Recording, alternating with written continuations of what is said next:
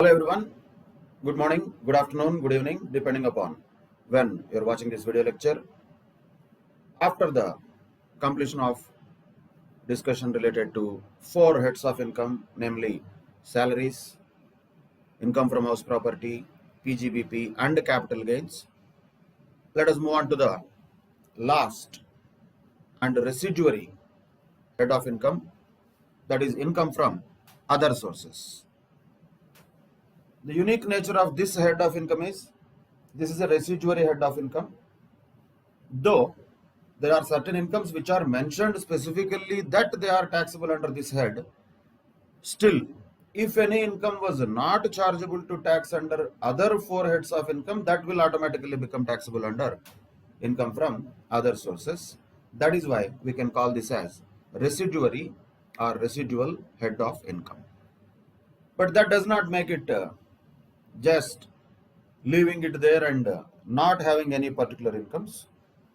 If we just say it is a residuary head of income, that's it. Whatever is not covered in the four, that will come here. But it is not that simple or just like that left there. There are certain items which are supposed to be taxed under this head particularly, and those are the items which we have to discuss in this particular chapter or head of income. This entire head of income will be in general at a broader level be revolving around this section, that is 56. You don't have to remember the subsections. In general, whenever you refer to income from other sources, if you refer to section 56, that would be enough.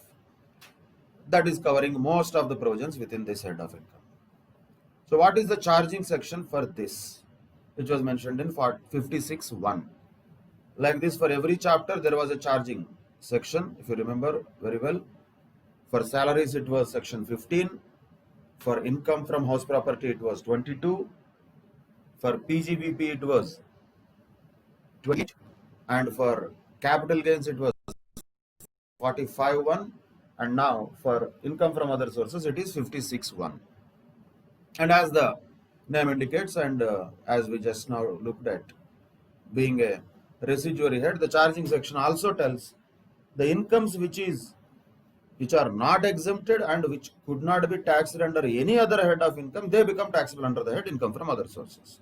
So as far as charging section is concerned, specifically there is no requirement here. Like for example, in case of salaries, of course, certain requirements are there. There should be employer-employee relationship, etc.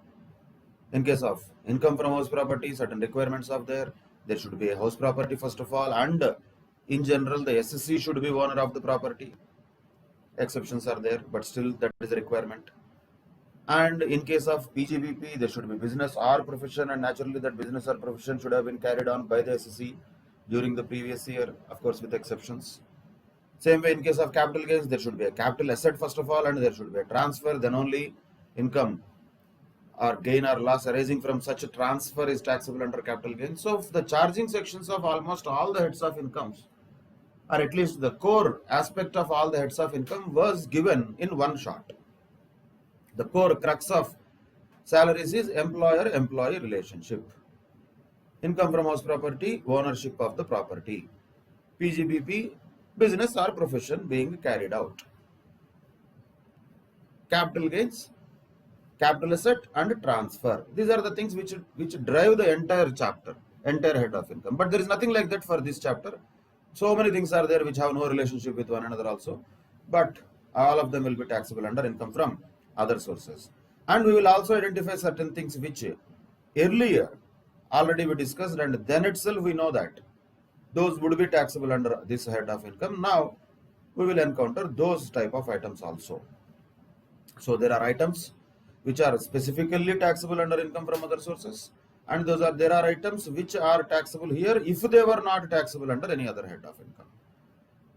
For example, some of the items which are included in this head, most of the things which are most important things are all covered in this list. You can generally have a overall memory of this list.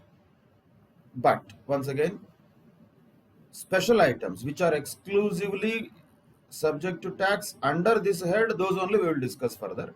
Remaining things are already known to us. For example, dividends. Dividends is a special discussion.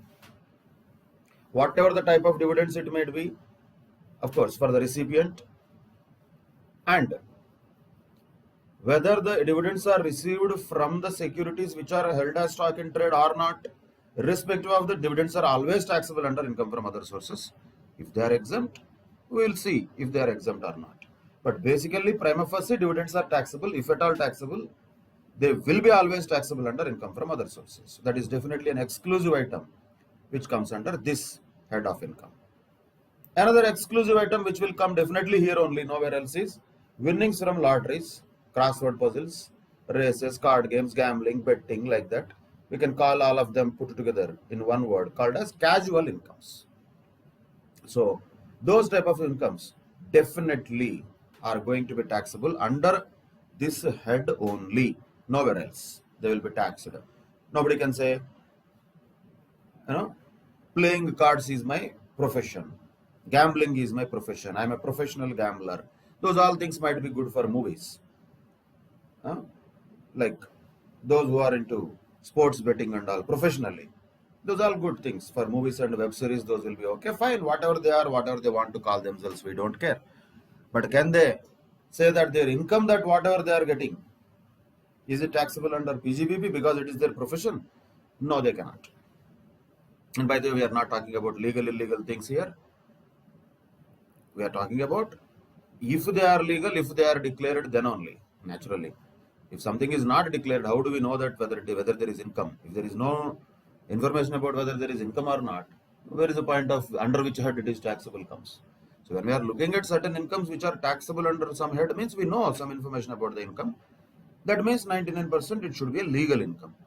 Even then, if it is not a legal income, as far as Income Tax Act is concerned, already as we are aware, legality of the income does not matter for this act.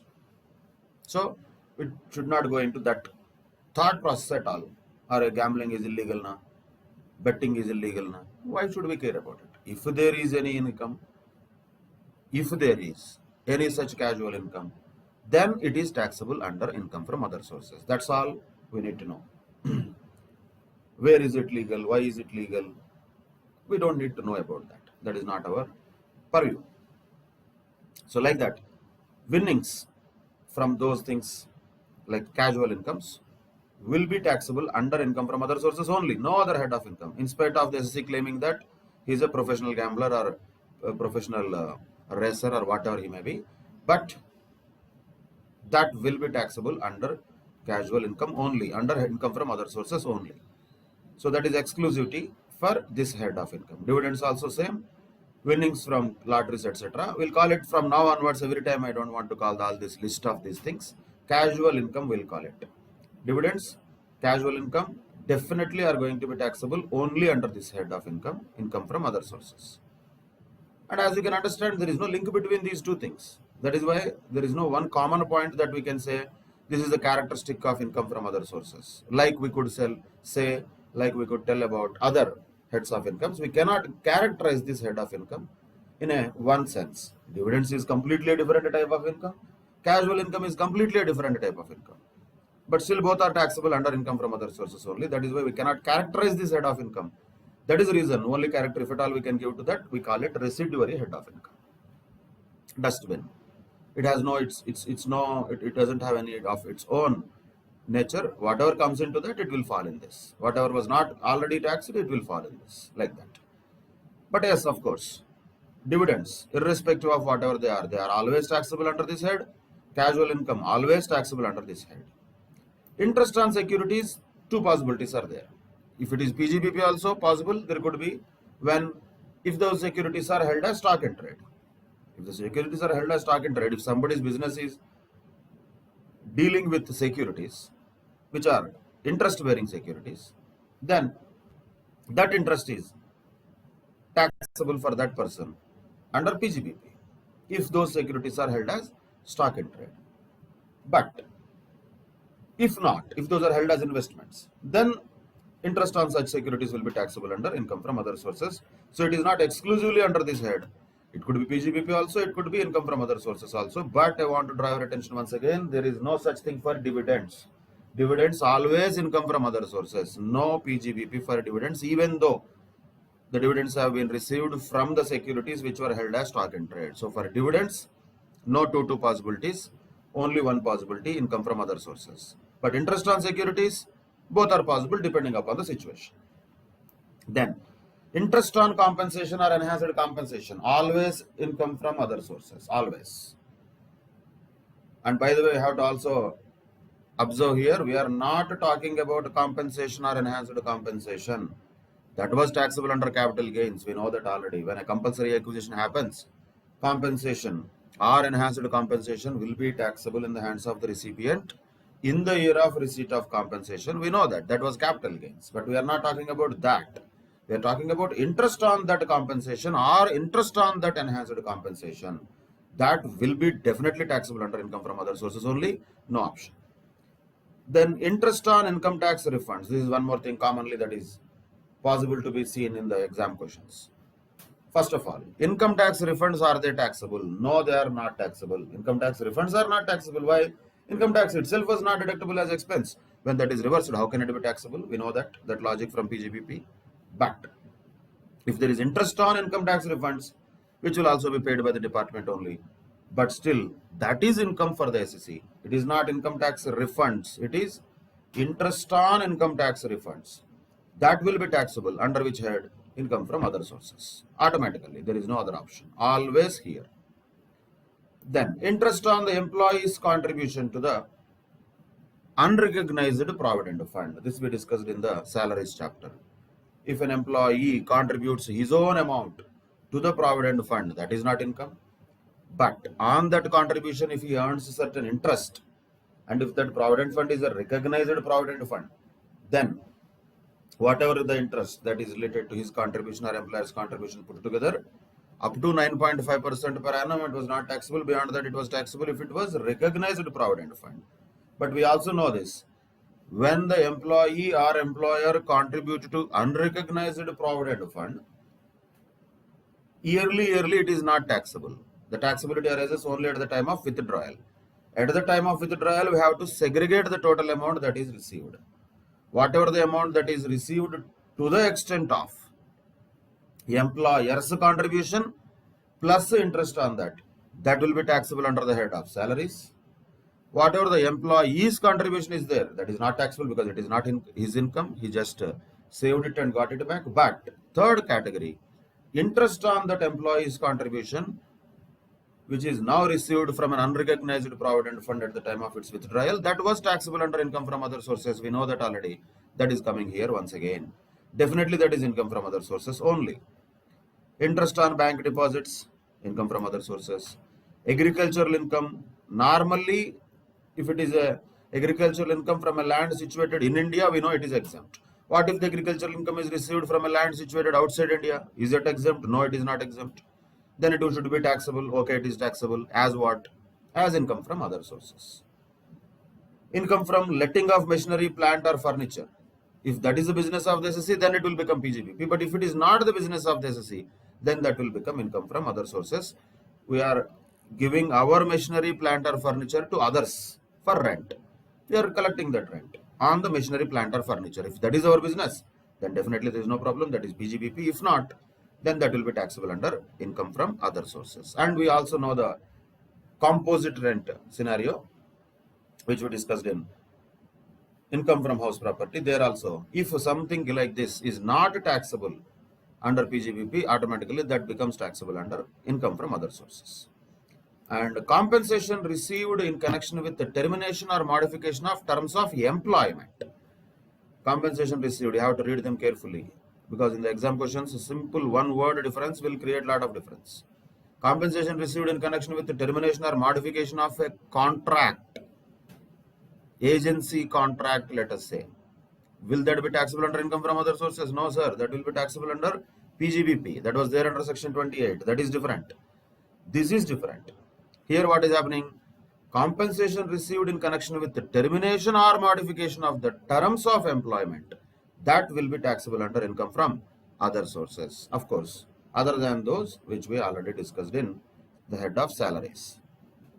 Then, MP, MLA salaries, we know it is income from other sources. Yes. Some received under a keyman insurance policy, including bonus on such policy. This we have been talking about keyman insurance policy since different heads of income. Always there are three possibilities of the receipts from Keyman Insurance Policy. Employee receives them, it is taxable under salaries. Employer receives them, it is taxable under PGBP. If somebody else, in general, the legal heirs of the deceased person, if they receive, then that will be taxable under income from other sources, including the bonus on such policy. It will be taxable under income from other sources when those proceeds are received by not employer, not employee, by somebody else. In general, the legal heirs of the deceased employee. Then, this is one thing that we have to discuss separately, which we will do. Premium on issue of shares by closely held companies is also taxable here. That sounds very strange. Naturally, yes, because whenever we say shares issued, that is not income. That is a capital receipt. Premium on the shares also is a capital receipt. According to basic principles, general principles of taxation, it should not be even treated as income. It is not having a characteristic of income. How can securities premium have characteristic of income? Do you credit securities premium in the P&L account? No, we will not. But still, according to the provisions contained in the Income Tax Act, certain types of closely held companies, in other words, private companies, if they issue shares at premium, there are provisions related to that which we will discuss in detail. That premium will be also treated as income, and that will be taxable under income from other sources. That is a very special type of transaction, special type of situation that we will discuss under this chapter. Then, one more very important, in this entire chapter can be broadly classified into gift and other than gift. Gift is that much crucial. This entire income from other sources chapter, half of that is gift only. Remaining half is all things other than gift, as we are looking at. These are all the other things other than gift. Gift is definitely one of the very important topics. We will discuss that also later in this chapter. And income from subletting of a house property by a tenant. We know this because for any income from house property to be taxable under section 22, the house property should be owned by the SC. If not, if there is income coming from subletting, then that is not income from house property, but still it is taxable. Under which head? Income from other sources. Insurance commission by insurance agents, taxable here. Rent of the vacant land. Vacant land is not income from house property, we know that. But then what? If not income from house property, if that is a business of the SSC to have vacant land and rent it out, then it is PGBP. If not, then it becomes income from other sources. Another important point, income from the activity of owning and maintaining resources is also income from other sources, but it is not casual income. This is where the distinction has to be made. We'll discuss both of them in the upcoming provisions, but from the face of it, you should understand, winning from races is different. Activity of owning and maintaining racehorses is different. Winning from races means those are the ones who are audience, who will be just watching either in the screen or going to the horse clubs or race courses, and they will only do betting on those horses. Those are the people actually gamblers, simply speaking. That is casual income. But this is different. What we are looking at here, activity of owning and maintaining racehorses means these are the people who maintain stud farms. They have a lot of horses, and they'll have employees in the form of jockeys. That's a business, almost like a separate kind of business for them. Okay, hobby, business, passion, whatever you call it, doesn't matter. That is not taxable under PGBP. That is for sure. It is always taxable under income from other sources if there is any income that is generated from activity of owning and maintaining race horses. That is different from winning from horse races. That difference at least has to be understood now. Details of those provisions we will discuss naturally under this head of income from other sources. And certain things which we already know. Say, examiner's fees received by a lecturer or a teacher from a non-employer. Naturally, it will be taxable under income from other sources, not a salary. Visiting fees for, let us say, invigilation fees, valuation fees, all those things. But when it is received from a non-employer, if the teacher or lecturer is receiving this money from his employer as part of his duties, then it is taxable under the head of salaries. If not, it will be taxable under the head of income from other sources. Family pension is also taxable under income from other sources. Naturally. Why? Because pension means the one who the retired employee receives, that is called pension. Once that employee died, then the family of the deceased employee, whatever they receive, that is called family pension. And there is no employer-employee relationship between the payer and payee. How can it be taxable under salaries? It cannot be. So it will be taxable under income from other sources. Gratuity received by a director not as an employee. This is also an important point we discussed in salaries chapter itself. Gratuity exemption under section 1010 also is applicable for an employee. For example, if the question says gratuity was paid by the company to a director who is not an employee, who is a director, then exemption of 1010 is not applicable. Entire such gratuity will be taxable, but not under the head of salaries, but under the head of income from other sources. Undisclosed sources, income from undisclosed sources, black money cases. This also we discussed in the beginning, if you remember. So many cases are there. Income from undisclosed sources. Those are all taxable under income from other sources. And of course, those are all taxable at a very higher rate of tax. That also we have discussed earlier. That is income from undisclosed sources. Then, this also recently discussed in capital gains. Most of them are known, but now being a residuary head, those were all postponed all these days, and now they are all coming and falling here. Last resort. This is the only place where any income can finally land. After this, there is no other head of income. That is why this is the last and residuary head of income. Just we discussed in capital gains that if at all there is a transfer of capital asset negotiations, but they did not materialize, but an advance is received and forfeited. What happens? Of course, that will be taxable under income from other sources after the date that is prescribed in that respective provision. Same way, what we discussed in salaries, one more point, directors' fees. If at all the directors are given the sitting fees for attending board meeting, etc., that fees is taxable under income from other sources. So MP, MLA salaries, directors' sitting fees, these are all taxable under income from other sources. And to the extent which we did not discuss already, which are particularly related to the income from other sources, head of income, and have certain additional points to be noted, those items only we will discuss now under this head of income. And 145 always says the same thing, 145 for PGBP also, 145.1 for income from other sources also. Incomes under this head also, just like PGBP, are taxable either on cash basis or on accrual basis, depending upon the method of accountancy regularly followed by the SSE. Of course, certain exceptions are there, something like casual income, but keeping those exceptions apart, in general, any income that is chargeable under this head will be taxable either on accrual basis or on cash basis as per the method that is consistently followed by the SSE. Same section 145, only one subsection added here, which is applicable to PGBP also, which is applicable to income from other sources also. That is 145, just for general understanding. Now entering into the real provisions of this head, to start with the deemed dividend. Dividend we know, normally whatever the dividend that is distributed by the company as a share of its profits to its shareholders is dividend, we know that. But section 2 subsection 22 talks about deemed dividend. In that also, one of them we know already. What was that? 222C that we discussed earlier in capital gains chapter at the time of liquidation of the company, when any assets are distributed by the company to the shareholders, of course equity shareholders, not preference shareholders.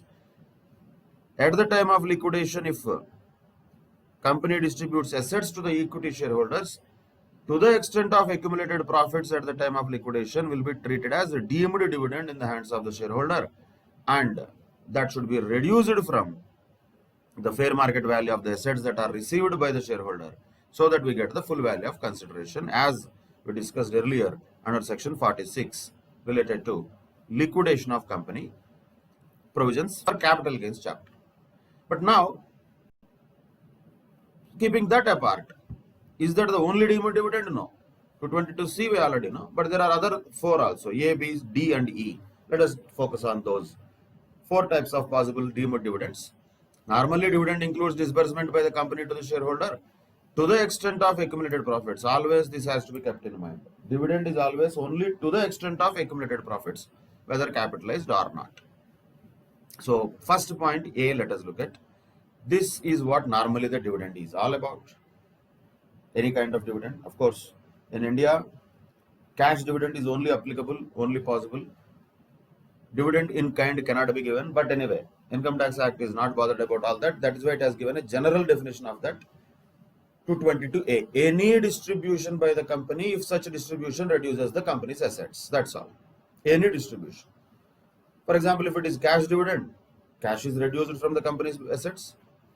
If it is a dividend in kind, then that asset is reduced from the company's assets. But whatever the asset it may be, if the dividend distribution reduces the company's asset, that is deemed to be dividend. That is dividend under section 222A. Then, second point, distribution of debentures or deposit certificates to the shareholders. Any type of shareholders. In case of equity shareholders also, preference shareholders also, what the company is giving, it is not giving money to them, but it is distributing debentures to them, just like that. Why it will give, sir? What was the occasion or why it has decided to give debentures or deposit certificate to the shareholders? Basically, our guess is to avoid the dividend distribution tax, which is still applicable, will not be applicable from next year onwards, but as of now it is applicable. But intention of the statute and all, we don't need to always apply when such changes happen. But when it is there, why the provision would have been originally introduced, that is what we are looking at. Provision is clear. If company gives debentures to the shareholders, it is deemed as dividend, dot, over. That's it. That's what law said. But why? What could be the reason? That also we should have a general thought wherever possible. If this provision is not there, what the people will do, what the companies might do, instead of giving cash, they will give debentures to the shareholders. Free, just like that. They can. Yes, normally there is no problem with that. They just give debentures or deposit certificate to the shareholders, and shareholders can encash them maybe, let us say, after 1 year or 2 years. Effectively, the company is giving cash, but not directly. Indirectly, it is giving cash by issuing debentures to the shareholders. That means, basically, it is dividend only. They want to just route it as a separate financial instrument. We should not allow that. Because of this provision, they don't gain anything by giving this. So, no company gives this, by the way. When the income tax law puts certain restrictive provisions, the purpose here is not that some company will do this mistake and then we'll catch them. The purpose is to stop those companies from doing that mistake. Purpose. But since nobody has such power to stop the companies, we say, okay boss, you want to distribute debentures, distribute, no problem. But we will consider it as dividend only. You cannot say I did not give cash and all. Why? Because there is 222B, which says even if you give debentures also to the shareholders, that is considered to be dividend. That is also deemed as dividend. And if the company issues bonus shares to the preference shareholders, that is also deemed as dividend. Normally, bonus shares should be given to whom? Equity shareholders. There is no problem in that. That is not dividend, by the way. From income tax point of view, issuing bonus shares to the equity shareholders is not considered to be dividend. Why? From the company's point of view. Why? Because there is no reduction in the company's assets. It is, after all, capitalization of profits, nothing else. One book entry, nothing is going to happen there. So bonus shares is just as good as just ignored from the company's point of view as far as Income Tax Act is concerned. But that is bonus to equity shareholders. Why any company will give bonus shares to preference shareholders? Do preference shareholders have any share in the accumulated profits? Do they have? No. They have only their right only to the extent of preference dividend. Why they should get bonus shares? That means what? If they are getting, means what? Okay, instead of giving them cash, the company is giving them bonus shares in the form of dividend. So it wants to just route the dividend in the form of bonus shares to preference shareholders. We don't care what they want to do, but we want to prevent them. How? By putting it as a deemed dividend under 222B. So if debentures are distributed to any shareholder, bonus shares are issued to the preference shareholders, both are deemed to be dividend. If the distribution of any asset happens which reduces the company's assets, that is deemed to be dividend. Distribution of accumulated profits at the time of liquidation is also deemed to be dividend, as we already know under 222C. And the same thing can be just extended to another thing. The distribution of accumulated profits on reduction of capital, except to preference shareholders, there also will be deemed to be dividend. So 222C and D are more or less same. C happens at the time of liquidation. D happens at the time of reduction of capital. There are provisions related to reduction of capital and all in the Companies Act also. And accounting for reduction of capital will be dealt in Group 2, Advanced Accounting. But anyway, we don't have to worry about all that accounting aspects. That those will be anyway there in Group 2 Advanced Accounting. But from income tax point of view, if there is any distribution of accumulated profits, when that reduction of capital happens, ideally there should not be. But if there is, that is why we are calling it as deemed dividend. So that nobody does this. As far as the D point is concerned, A and B, A is common, B and D are restrictive, C is also common because C is reality. At the time of liquidation, company has to distribute. What else it will do? It has to distribute the assets to the shareholders. No problem in that, no doubt in that. So at that time, 222C deemed dividend will definitely arise. There the intention is not to restrict it. There the intention is only to define it. A, for example, is not to restrict it. Any type of distribution by the company where the company's assets are reduced, definitely it is going to happen. For even cash dividend also, it is going to happen. So that is not restrictive. It is only just telling that, okay, this is dividend. So A, C are normal things that companies will do. A happens on a regular basis. C happens when the company is in liquidation. B is little different. B and D are those things which ideally should not happen, because reduction of capital itself happens when the company is in the worst possible situation. In that situation, you are not supposed to distribute your accumulated profits and all. If you do so, that will be treated as deemed dividend. So, these are the 4 different deemed dividends, 222, A, B, C and D. By the way, these 4 categories are on one side. 222E is completely a different thing, very, very important provision of deemed dividend. 222E. These sections have to be remembered with subsection and clauses. 222A, 222B, C, D and 222E. With the letter also you have to remember them. What is this 222E? This is a variety situation. A company is giving a loan or advance. It is called as companies in which public or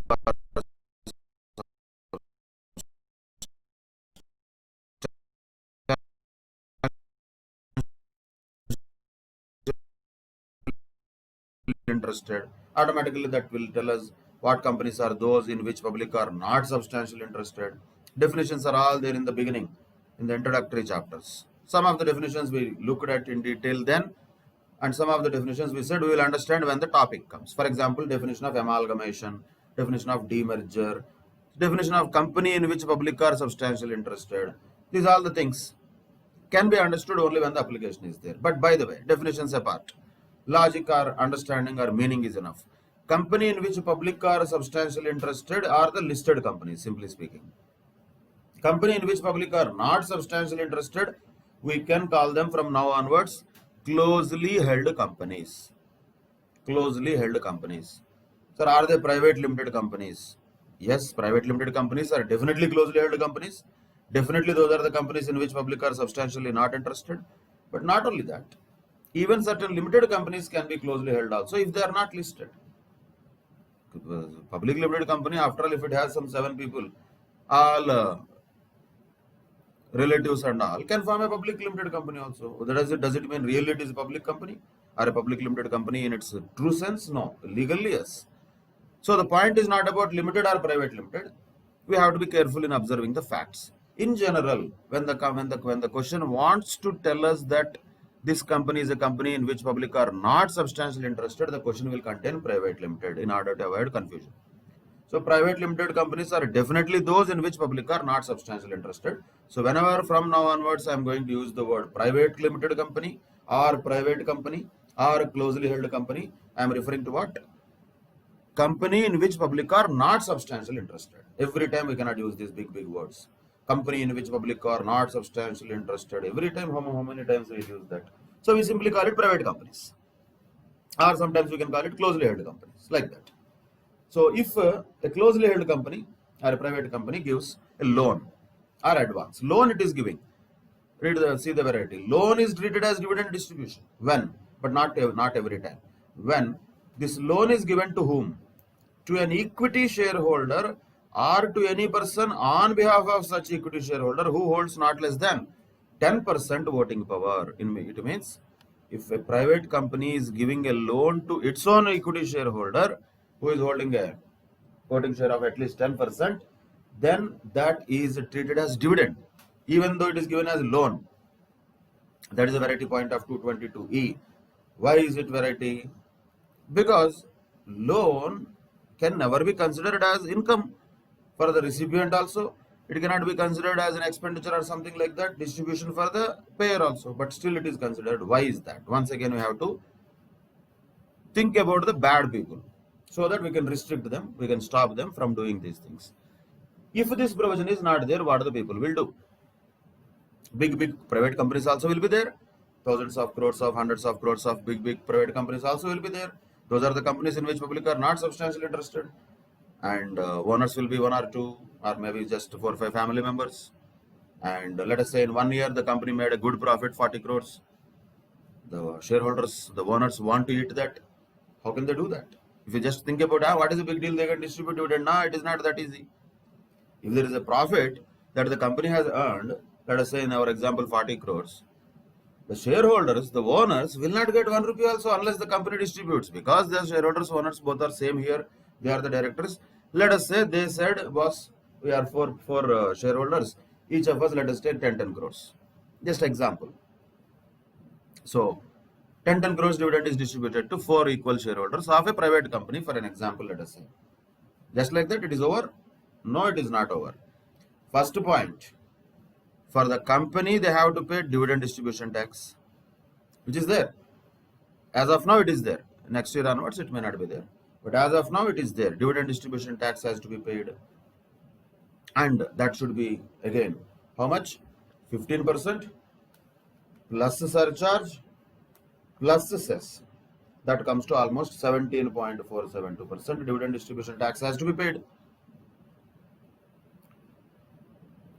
1 minute. Surcharge plus cess. Yeah, almost 17% has to be paid.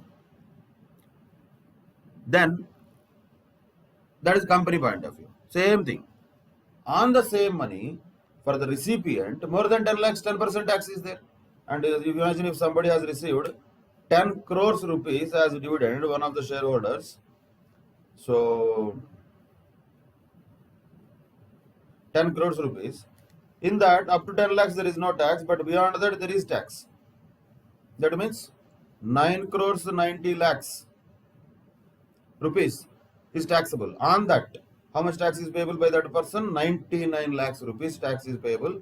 Of course, again, plus that, surcharge, plus cess, all those things will come to more than 1 crore. Out of 10 crores that the person receives, 1 crore will definitely go in the form of tax. From the person point of view. From company point of view, more than 15%, almost 17% plus will go from the company point of view. So put together, out of the money that is distributed, more than 27% is gone to government only. For what? For taking my money, my profit from my company. And by the way, this profit is after paying tax. This profit is not something that is black money or not tax paid money. It is already profit after tax only. After that only, there are 2 more layers of tax, which is unfair. We can't help it, but that is true. That is a provision. Those are the provisions of Income Tax Act. But some people may think smart, over smart.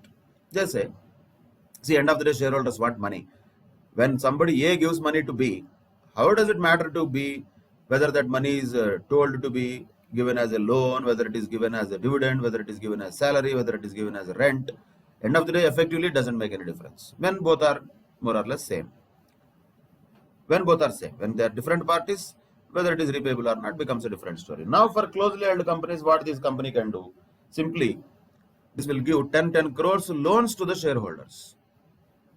10 crores rupees loans it will give to the shareholders. Cash is gone 40 crores. That's what it wanted. Shareholders are happy. They got loan. And nothing is taxable for shareholder also. Super, the 10 crores they can spend. They will buy all big cars and all big bungalows. They will spend it. We don't understand how these people are getting that much money and they are not paying tax also, but still they are enjoying. How is it possible? We wonder. But it is not possible. Why? For a closely held company, even if they receive even if they receive this as a loan, that will be deemed to be dividend. Of course, it is not taxable for shareholder. We'll come to the taxable part later. But it is deemed to be a dividend. Even the company gives a loan to the shareholder also, that is deemed to be a dividend. But what type of shareholder? If that shareholder is holding at least 10% of the voting power or more, then loan given by a private company to shareholder is also deemed to be dividend. That's all. Now with this provision, they cannot have this facility of calling it as a loan and showing it on the asset side of the balance sheet of the company forever. Like this, that asset will keep on increasing every year. Oh, loans and advances, asset side of the balance sheet will keep on increasing. What is the use? Ultimately, there is no dividend. They are telling, instead of calling it dividend, they are giving it to their own shareholders in the form of loan, which we cannot encourage. In the sense, it has to be stopped. How? We have to just introduce a provision. That's what they did. They said, okay, Baba, even if a company gives a loan or advance to any shareholder holding not less than 10% of voting power, if that company is a closely held company, then such loan is deemed to be a dividend. And not only to this equity shareholder, even if the loan is given to another concern in which such shareholder is having not less than 20% of voting power or 20% profit sharing, or we can say such shareholder has a substantial interest in another company. So understand the difference. First case, loan is given by the company to the shareholder directly. What kind of shareholder? The one who has more than 10% of voting rights. But the second case is that loan is not given to shareholder. Loan is given to another undertaking in which this shareholder has substantial interest. Let us say A Limited, A Private Limited is there, has a shareholder called A. This A has more than 10% of shareholding in A Limited. If A Limited gives loan to A, definitely it is anyway considered or deemed to be dividend. Done. That was first point. But this person A holds more than 20% in B Limited. That means he has substantial interest in B Limited. Now A Limited is not giving loan to A. A Limited is giving loan to B Limited. Still it is deemed to be dividend. That is the point. Still it is deemed to be dividend. In case the loan is given to any concern in which this such a shareholder means the one who has more than 10% of voting power. This shareholder has in another undertaking more than 20% voting power, which is nothing but called as substantial interest. Then loan given by this closely held company to that concern also will be treated as deemed as dividend under 222E.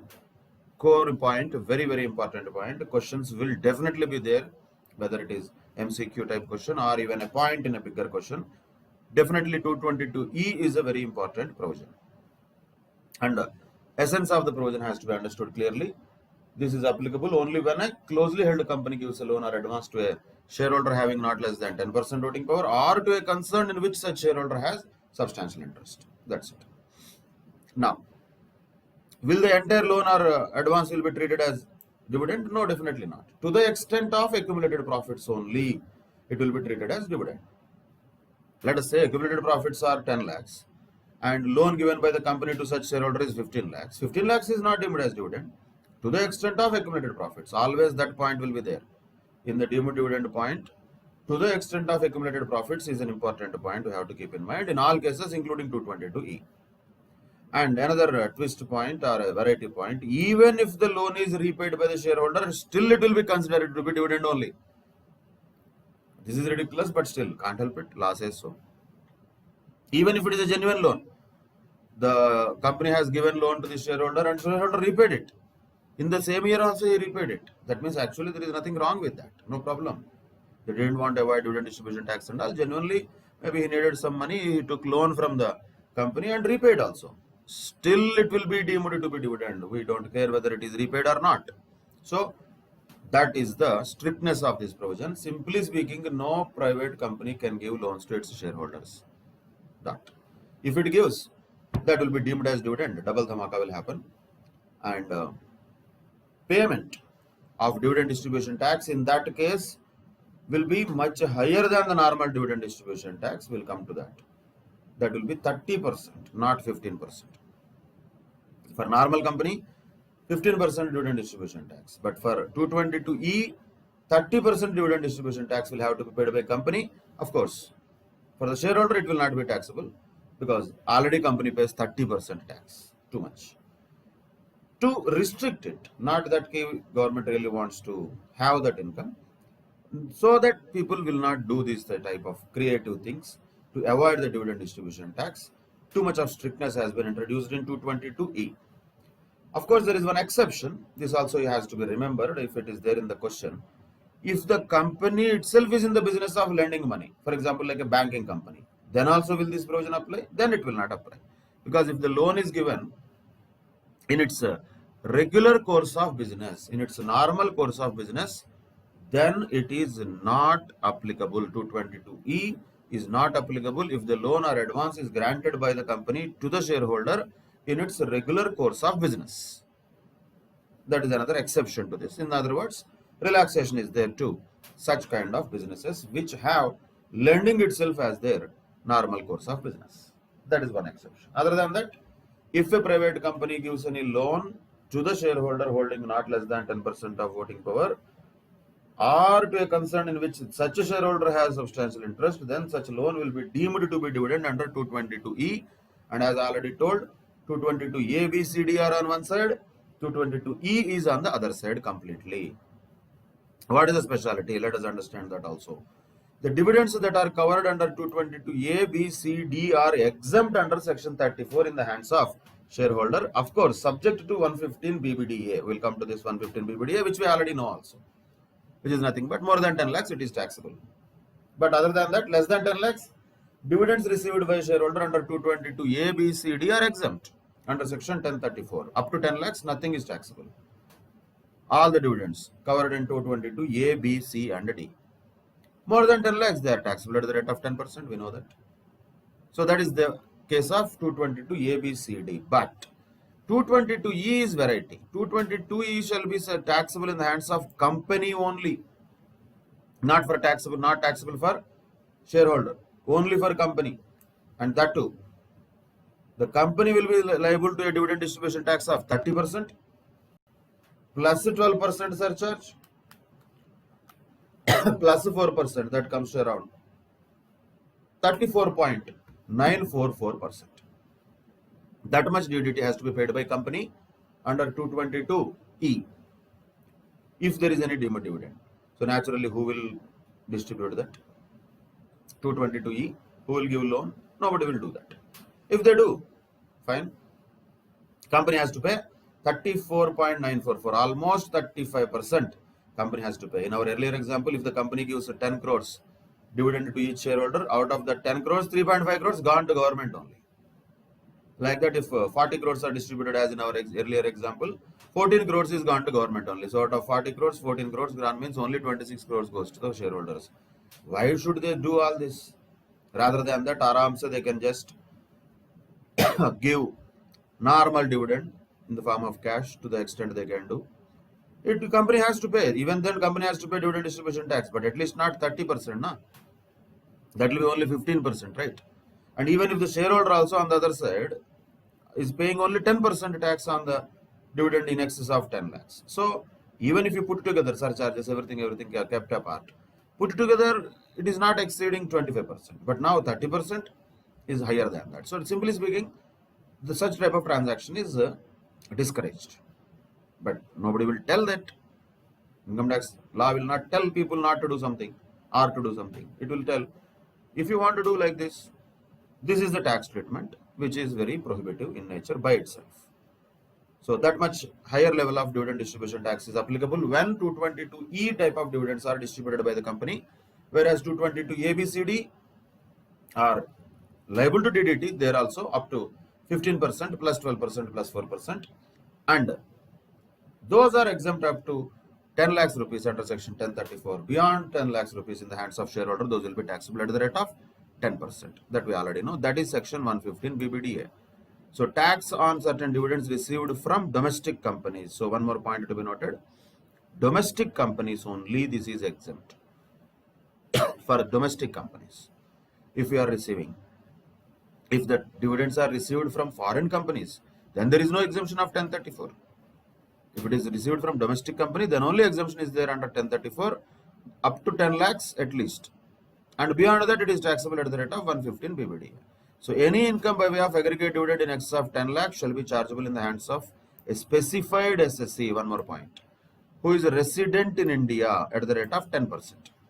So for a resident specified SSC receiving a dividend from a domestic company in excess of 10 lakhs rupees, dividend is taxable at the rate of 10%. Each of the conditions has to be remembered. That is the important point. But who is a specified SSC? Other than a domestic company, fund, institution, trust or university or any other education institution or any hospital or medical, other than this is, simply speaking, individual. Why should we have all this? Other than that, other than this, other than this. Other than all those things, who will be left? Mostly individuals or HUF or even partnership firms. Other than that, remaining people are all called specified SSCs. For them, this is taxable at the rate of 10% in excess of 10 lakhs rupees. That is subject to 115 BBDA means that. Other than this, normally the dividends covered under 222A, B, C, D are exempt under section 1034. So that is a point to be noted. Once again, if you observe the intention of the statute here, as we discussed earlier, government wants the money to be with the companies, with the corporates, which can be more productively used for economic activities than with the individuals. So individuals having more money in their pockets is not encouraged as a policy. So when dividends are distributed, the people who are receiving high amounts of money in the form of dividends are also supposed to be paying tax, though it is the third time taxation actually, not even double taxation. Still, in spite of that, such a provision has been introduced basically to discourage dividend payments so that the companies can retain their profits and use those profits for further expansion, diversification, starting new companies, new investment, new employment generation. Those things can be encouraged. But who will tell them? The government will not dictate the companies, do this, do that. Rather, what it will do, by way of its fiscal policy, one of them is a tax policy, which we are discussing, particularly the direct tax income tax policy.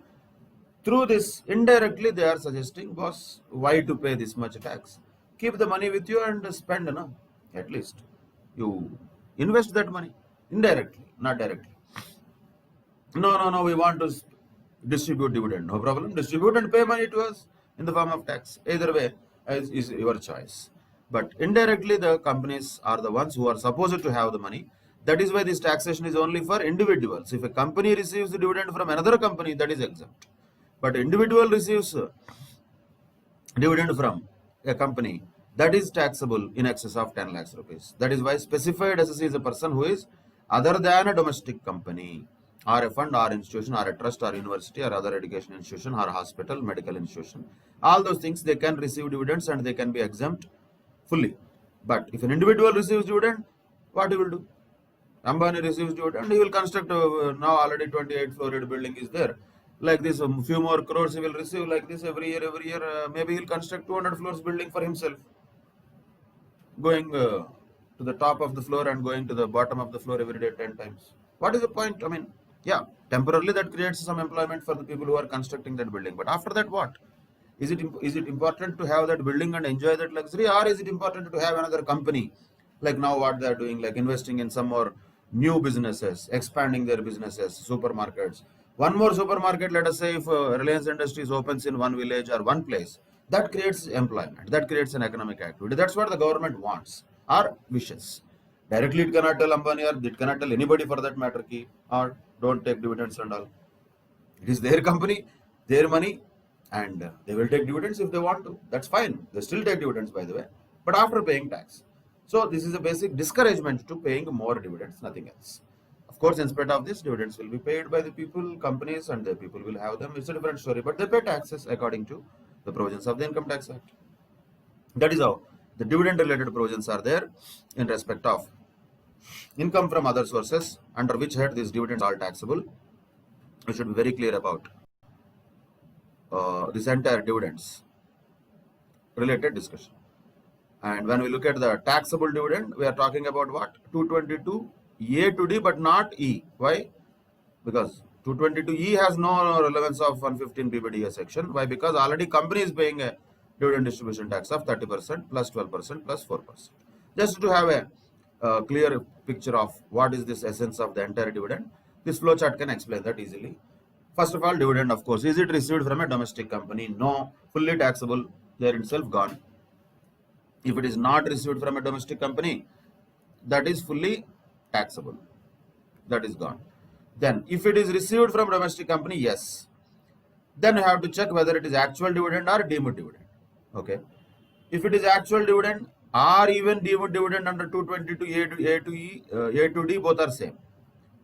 Actual dividend, deemed dividend under 222A to D, both are same. There is no difference. E is different. Deemed dividend under 222E, it is fully exempt for shareholder under section 1034 for 222E. That is separate category. So actual dividend or deemed dividend under 222A to D. Then the next question comes, does it exceed 10 lakhs rupees in aggregate during the previous year? No. Then it is fully exempt. For shareholder we are talking. If yes, then up to 10 lakhs is exempt. Remaining amount is taxable under section 115 BBDA. That means naturally at the rate of 10%. This is for the shareholder we are talking about. So if dividend is received by the shareholder, naturally our SSC will be individual in general. If the SSC receives any dividend from foreign company, fully taxable. If he receives 222E dividend also, fully exempt under 1034. If he receives dividend less than 10 lakhs, fully exempt. Fully exempt. Then, if he receives dividend more than 10 lakhs, then up to 10 lakhs rupees is exempt under 1034.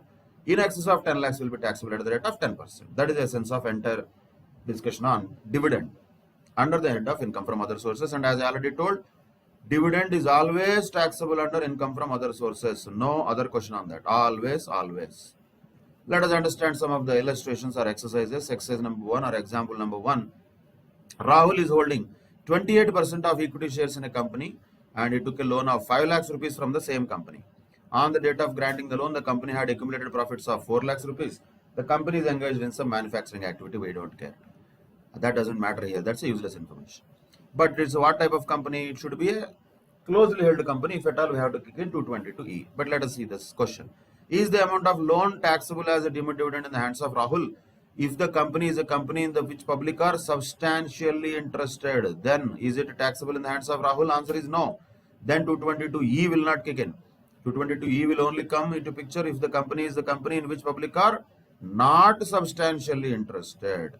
That is the second case. What would be your answer if the lending company is a private limited company? That is a company in which the public are not substantially interested.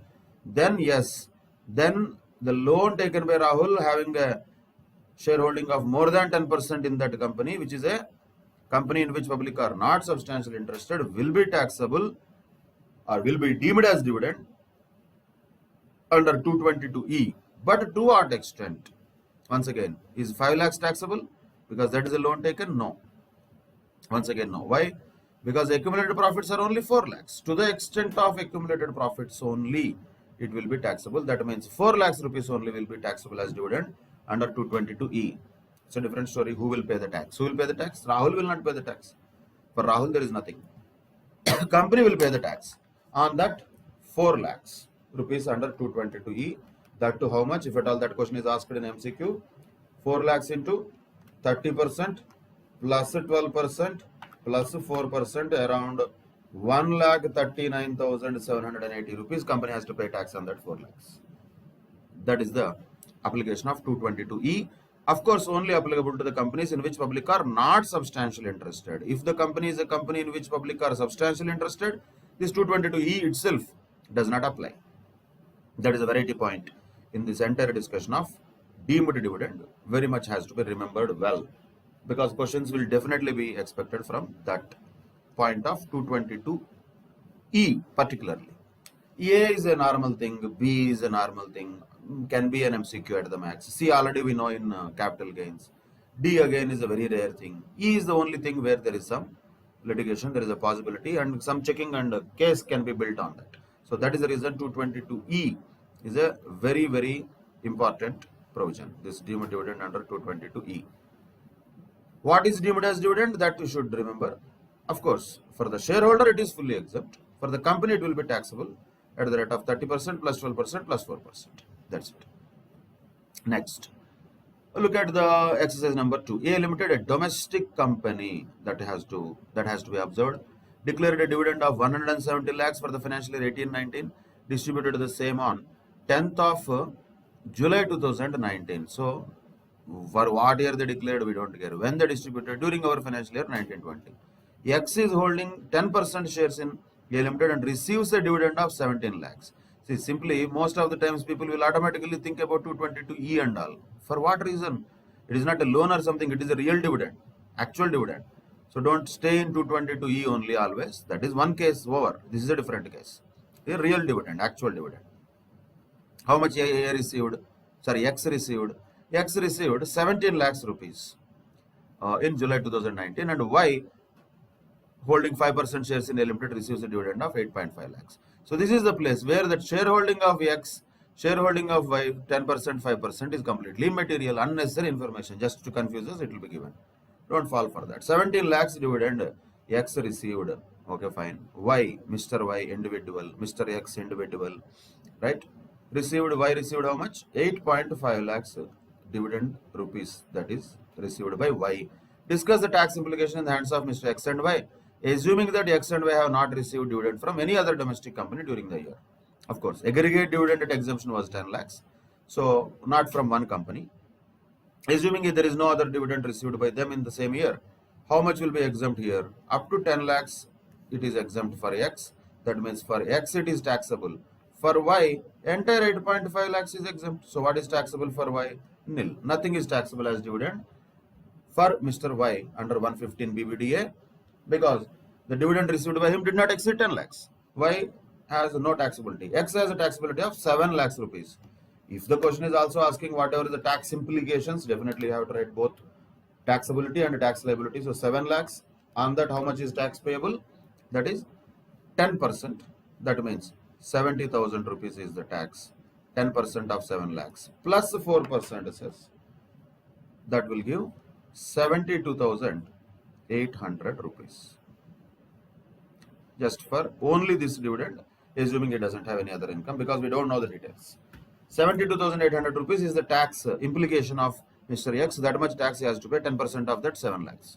Why doesn't have to pay any tax on dividend that he has received? Because his total dividend received did not exceed 10 lakhs. That's it. This entire flow chart, if you remember clearly, this dividend related discussion will be over. And most importantly, Y222E, under what circumstances it will be attracted, that should be remembered also. That is one of the core aspects of income from other sources, dividend. Then let us quickly go through some of the other things which are very generic and simple in nature. For example, casual income. Casual income includes what? Winnings from lotteries, horse races. Again, horse races means should they be horse races only? What if there are dog races? All races, sir. Actually, the law said winning from races, including horse races, any races, cockroach races also, no problem. If there is a betting on that, if there is any casual income on that, whatever it is, that race winnings are casual income. So let us not go into specific of what is the so important thing about horse. Nothing like that. Any race. So winnings from them. Winnings once again means I have to understand, not by participating, by betting on that, simply speaking. So crossword puzzles, gambling and betting, winning from card games, winning from game shows or entertainment programs on television or electronic mode, something like Kaun Banega Karodpati, Big Boss. These are all considered to be casual incomes only. So there is a thin line of difference between game of chance and game of skill. Okay, arguments can be made. Big Boss is also a game of skill. Kaun Banega Karodpati also is a game of skill. But under the eyes of law, they are not. They are not. If the arguments go in detail, people may say Rummy is a game of skill. Some people call it skill game. So we can't argue all those things. Law says card games, any card game, whatever the card games, playing is not a problem. Nobody is telling that you should not play Uno also. If you are playing Uno, it's not a problem. But if you are playing Uno for money and won some big amount, that is a problem. Problem is you have to pay tax on it. That is a casual income. If any betting income, gambling income, lottery income, when we are winning from horse races, winning from the crossword puzzles, or entertainment shows or game shows on the television, like Kaun Banega Karodpati or Big Boss or Cash, lot of programs are there, which are all just nonsensical programs, mostly just people coming and doing some nonsense and getting some cash prize, 1 lakh, 2 lakhs, like that, whatever the amount may be. That is casual income. That is the kind of casual income we are talking about. So that is one of the points related to casual income. Yeah, we don't need to go into details of whether Nachballi will be casual income or not, whether Indian Idol will be casual income or not. All these questions can come in the mind. It all is subject to debate, gray areas.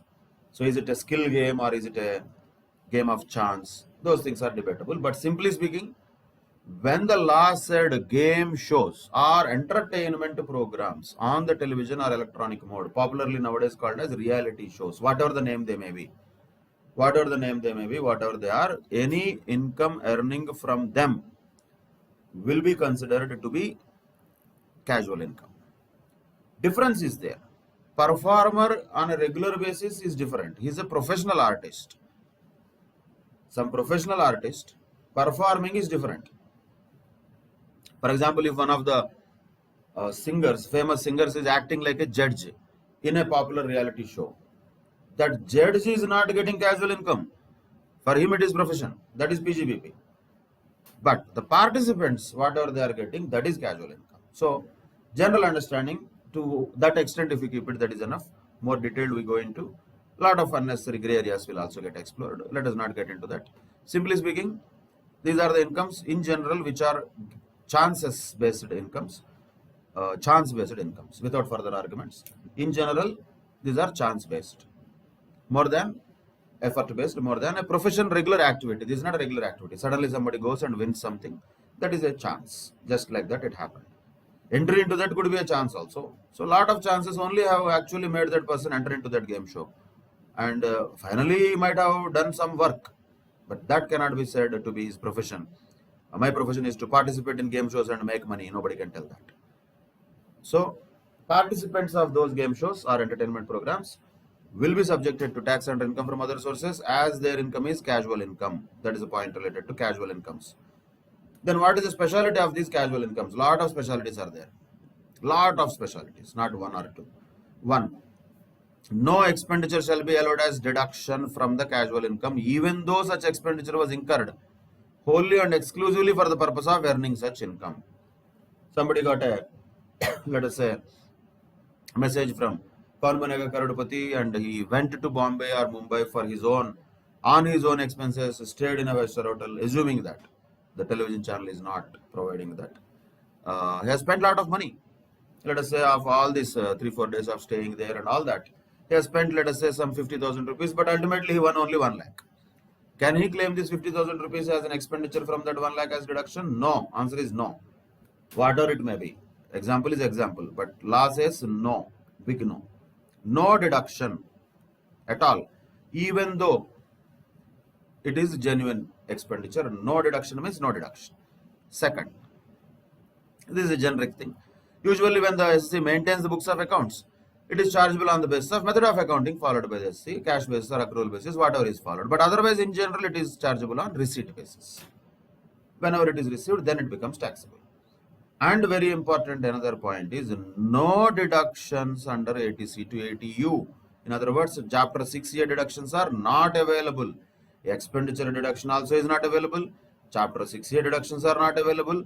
Losses from any other source under any other head of income cannot be set off from casual income. Somebody was suffering a huge business loss. 10 crores rupees loss he had in business in 1 year. He was crying. Suddenly something happened and suddenly he won a lottery of 1 crore. Can he say that 10 crores out of that 1 crore I will set off from this this lottery income? No, sir, not possible. Whether you had a lot of loss also or not also doesn't matter. No other loss from other heads of income can be set off against casual income. Not possible. All strict provisions. Then one more important provision, which is completely new for us so far. No exemption of this basic exemption limit, 2,50,000, 3 lakhs, 5 lakhs, depending upon the age of the SSC. We know that there is a basic exemption limit. That is also not applicable for casual income. Means what?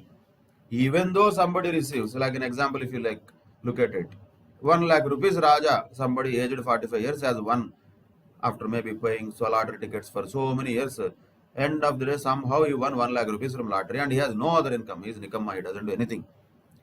1 lakh rupee lottery income somehow he got. Even then, There is no basic exemption limit, nothing. On that 1 lakh rupees, automatically he has to pay 30% tax, because the casual income flat rate of tax is not slab rate, it is a flat rate of 30%. On that 4% cess if you add, simply 31.2% is the effective rate of tax. That means he has to pay a tax of 31,200 out of the 1 lakh that he has received. No questions. I am very poor person, I never have any other income. Doesn't matter, sir. Nothing matters. So that much strict provisions are there for casual income. They are taxable without any deductions for expenses, without any chapter 6A deductions, without any facility of set off of losses, without any basic exemption limit also. Flat amounts are taxable for casual income at the rate of 30% plus 4%. So that is 115 BB. Casual income is taxable at the rate of 30% plus surcharge if applicable, plus cess. Of course, it is always applicable at the rate of 4%. That is the rate of tax for casual income, flat rate that is 30%. Then another situation might arise in our problems, where the problem might give that lottery income received. See, received means that could be, in general, the lottery income after the payer has reduced the TDS from such lottery income. In other words, the income or the money that is received is not the income, that is lottery income minus of TDS.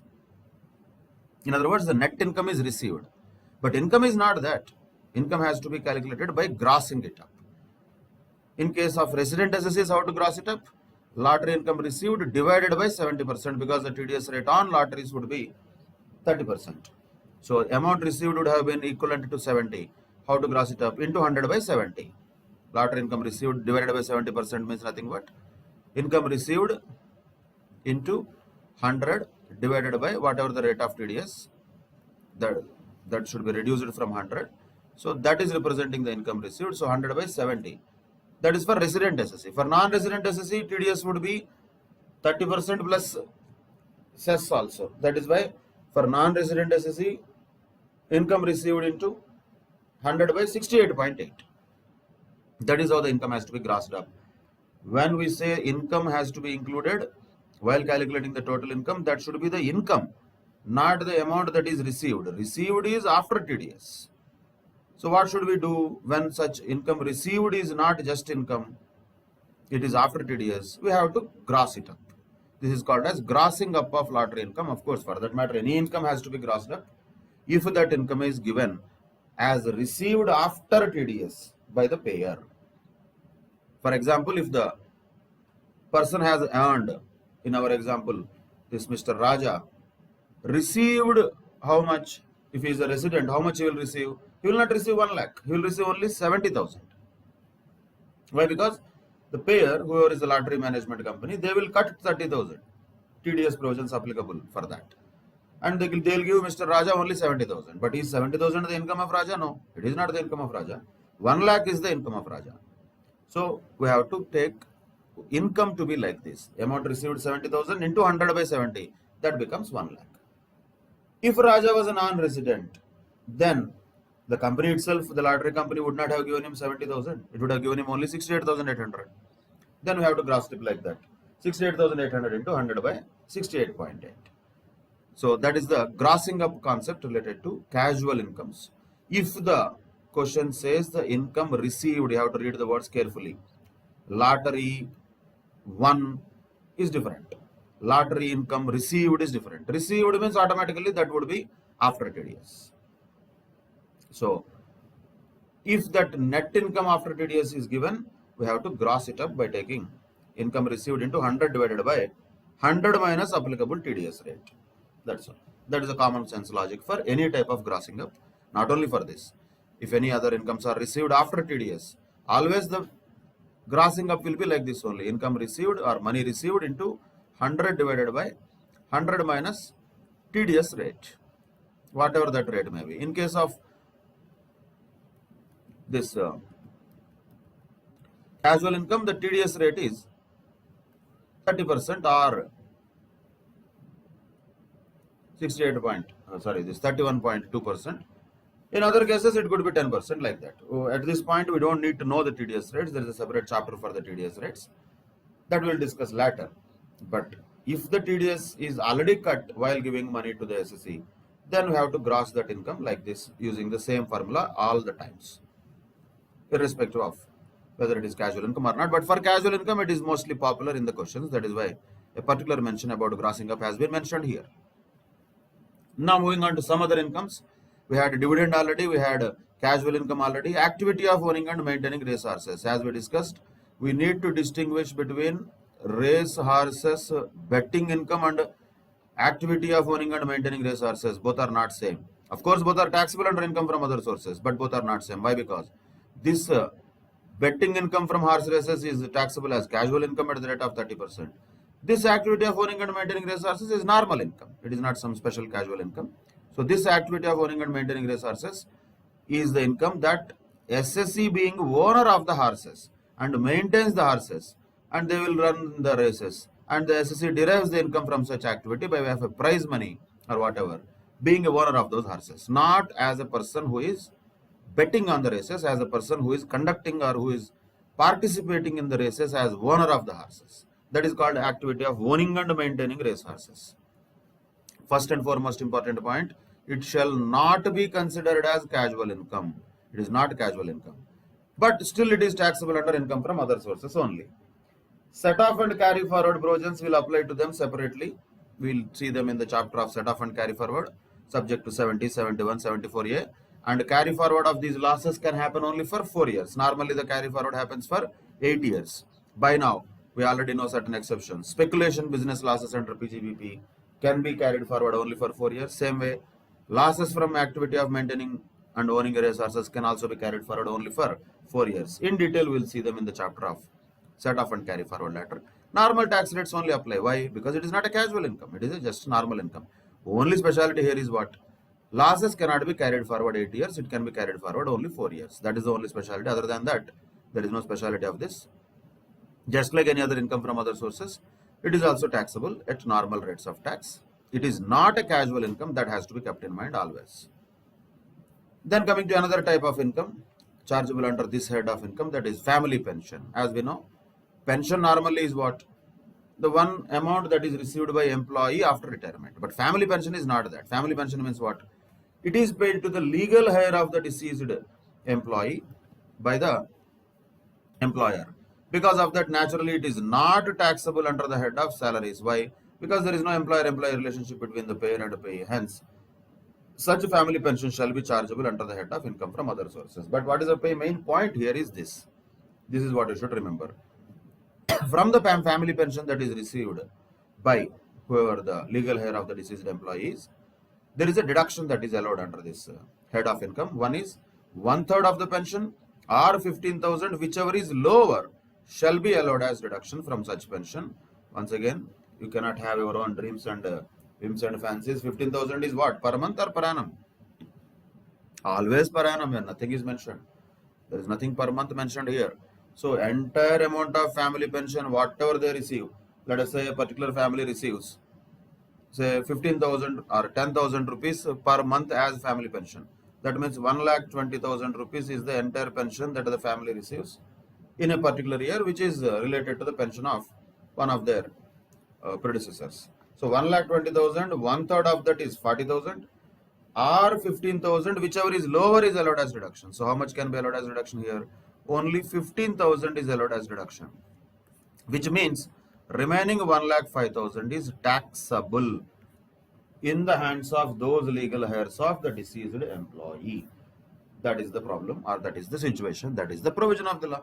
Can't help it. Family pension also is taxable, sir. The people who are like widows of some employees or the legal heirs of some people, employed persons, if those family members of the deceased employee receiving some money also, it is taxable under income from other sources. Deduction, how much we are giving? Generously 15,000 rupees deduction we are giving. That is the situation. Unfair provision, can't help it. No humanitarian angle in this, can't help it. Still taxable means taxable, that's all. Okay. when we say humanitarian, they say we gave a deduction. Sir, how much deduction? 15,000 rupees deduction they gave. Fine, be happy with that. 15,000 rupees or 1/3 of the pension, whichever is lower, that too, not even higher. That was the generosity shown by this provision. Can't help it, but there is a provision you should remember. Questions will come from that. 1/3 of the family pension or 15,000, whichever is lower, shall be allowed as deduction from family pension that is received by the family of a deceased employee. That is about another type of income from this head, income from other sources. Now moving on to interest on securities, no big deal. It is taxable under this head of income. However, if those securities are held as stock in trade, then it will be taxable under PGBP. If those securities are held as otherwise than stock in trade, then interest on those securities will be taxable under income from other sources. And how is it taxable? It is taxable on the basis of method of accountancy regularly followed by the SEC, cash or accrual basis. Same thing. Collection expenses, interest on loan taken to purchase the securities shall be available as deduction from this income. That's a variety point. So you should have attention on that. Somebody took a loan, let us say, at some rate of interest, and he pays interest on that loan. But what he used that loan for? Using that loan, he purchased some securities and he earns some interest on that. So there is an interest income also, interest expenditure also. The question is, can that interest expenditure be allowed as deduction from this interest income? Answer is yes, it can be. So interest on loan taken to purchase the securities also shall be available as deduction from this income. That is interest on securities. That's it. Nothing special in that. Normally taxable under the head of income from other sources. But only point is, you have to check whether those securities are held as stock in trade or not. If yes, it is PGBP. If not, it is income from other sources. That's it. Now moving on to section 57. 56 is all about many points within the head of income. We have some more 56 subsections also, particularly related to gift, that we'll discuss in the next class. But majority of them, if you look at this list of various items, those are all self-explanatory. Most of them we already know them also. Nothing special. What are the special things? Casual income is something special, which we discussed. Dividends is something special, definitely we discussed here. Interest on securities is something that we discussed here. Remaining things are all more or less same. Directly one word itself is enough. Gift is something that we should discuss in detail. We will do that. Not only that, premium on issue of shares issued by closely held companies is something that we should discuss. We will do that. Family pension already we discussed. Income from undisclosed sources we already discussed in the beginning of the syllabus itself. So in the introductory chapters, income from undisclosed sources was already there. So most of the things are known to us. Whatever is very specific here in this head of income, one is dividend. Yes. One is casual income. Yes. Then activity of owning and maintaining racehorses, family pension, interest on securities. These are some of the incomes chargeable to tax under the head of income from other sources. Then deduction for expenses actually also is not new. Already we know this, and some common sense is enough. Interest and dividend incomes are there. And while earning that, if there is any income, commission or remuneration for realization of such income or interest on money borrowed for such investment is possible to be allowed as deduction. That's what we looked at just now, particularly for interest. But 115 BBDA cannot be having more exception. Already 10 lakhs rupees is exempted. From that, you cannot have some more deductions for expenses or collection charges, etc. For normal collection of dividend and interest, if it is not covered by 115 BBDA, then collection charges, any other commission, whatever the other bank charges related to collection of that interest or dividend can be claimed as deduction, being a genuine expenditure. Family pension we know just now, 1/3 of the family pension or 15,000, whichever is lower, can be allowed as deduction. Income from subletting, somebody is getting, let us say, he is getting income from subletting, but he is not the owner, so he has to pay rent to the original owner also, no? Is that not a genuine expenditure? Yes. So rent, repairs, insurance, depreciation, everything can be claimed as deduction if the income is from subletting or letting. Let us say letting of plant and machinery happened, and plant and machinery maintenance is done by the owner. Letting of plant and machinery taxable under income from other sources if it is not his business.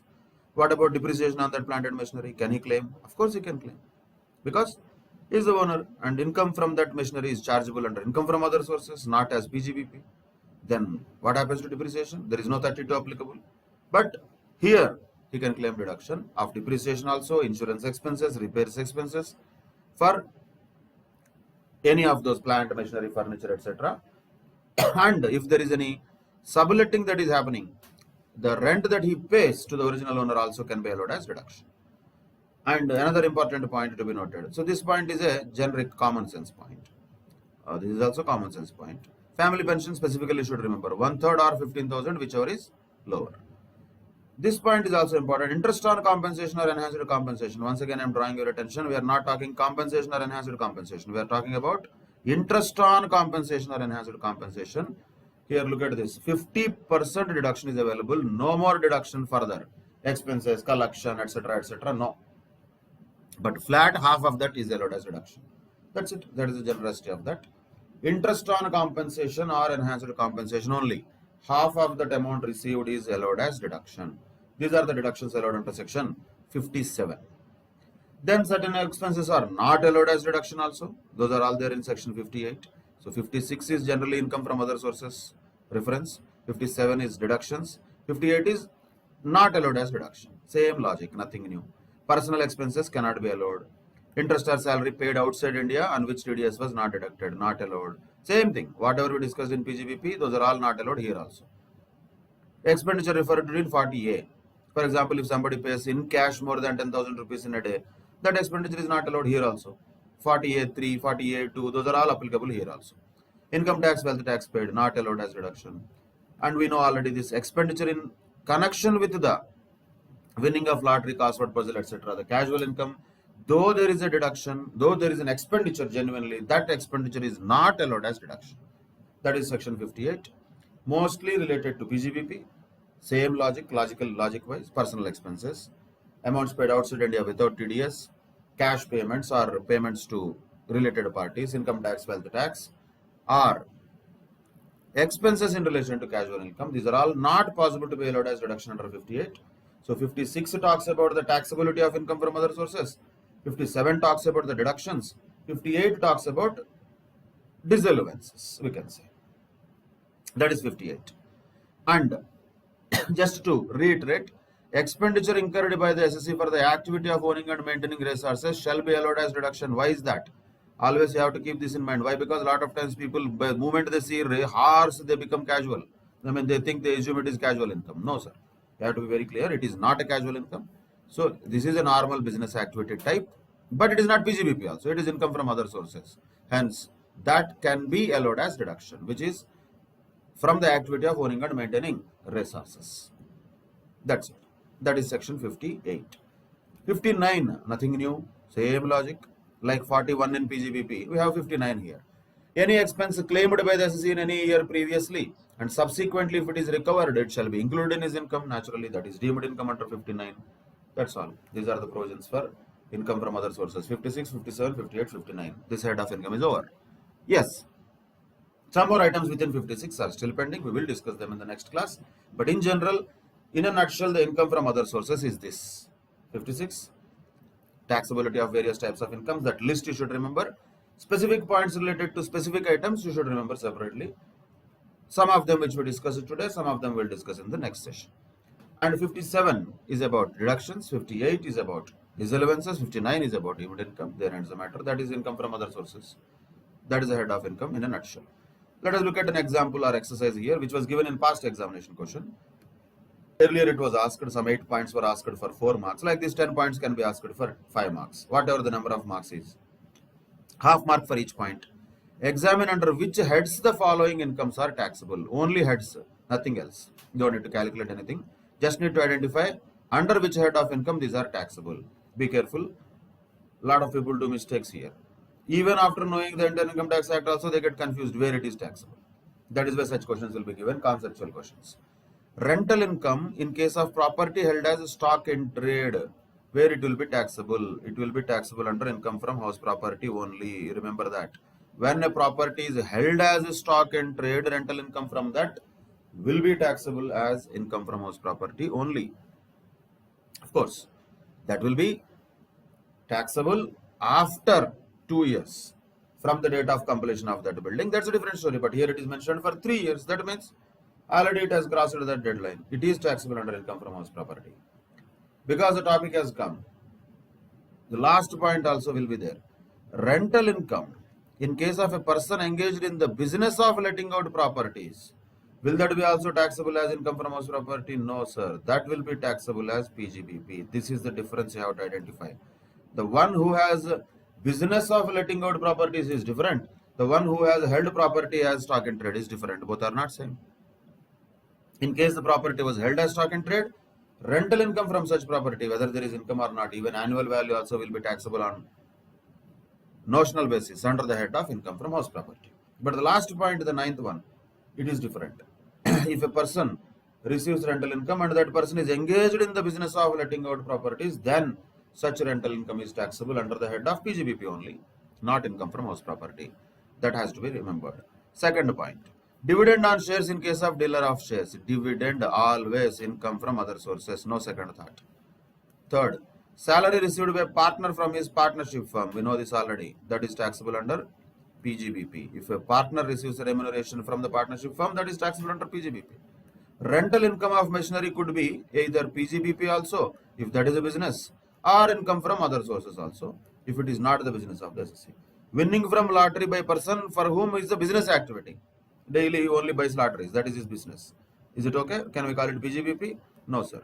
Always casual income is income from other sources only, irrespective of whatever the other facts are. Casual income means automatically income from other sources. Dividend means automatically income from other sources.